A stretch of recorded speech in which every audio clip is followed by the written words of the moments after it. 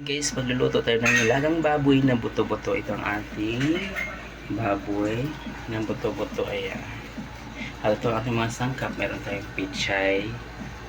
Ayan. And then, may mayroon akong mais. Mais. Ayan pang palasa natin. Sibuyas, yung pork cubes, and then magic sarap. And then, ang ating paminta at asin. Ayan. Ayan ating mga kamiting sangkap lang. Ayan.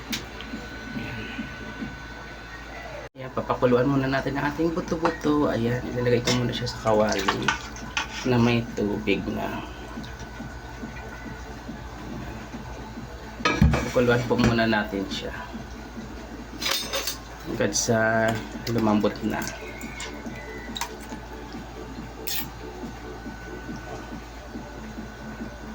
Sa ating pagpapalambot ng ating buto-buto, ng baboy ng buto-buto, lalagyan ko siya ng ayan, luya, and then ating tanlad. Ayan, tanlad yan. Ayan, and then konting paminta lang po muna siya kasi mamaya na natin ipapainal yung ating mga ibang sangkap. Palalambutin muna siya natin ng maayos.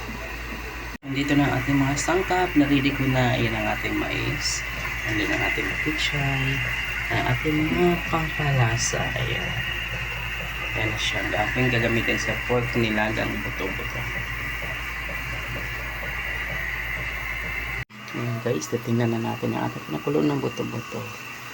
Ayan, kulong-kulong siya. Tatanggalin natin yung mga bula-bula. Ayan sa bibig. Ayan guys, titingnan na natin yung kulong-kulong ng ating nilagang buto-buto. Ilalagay na rin natin ang ating mais.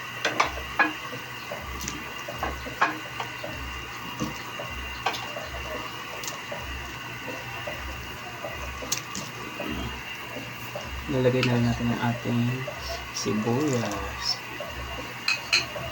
Ang ating asin.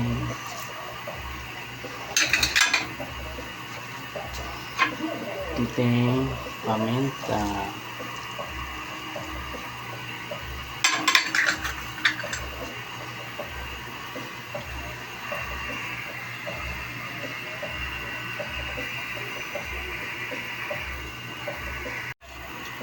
Lagyan na rin natin ang ating pork cubes. Ayan.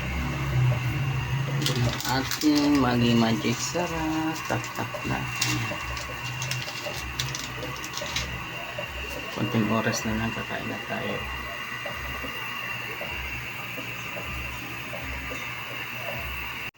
Check na natin. Ayan na siya.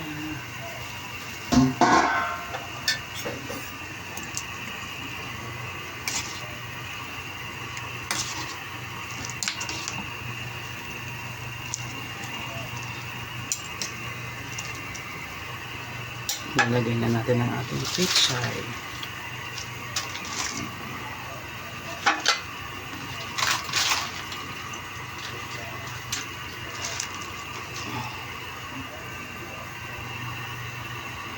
Ito ng ating nilagang butong-butong baboy. Ayan.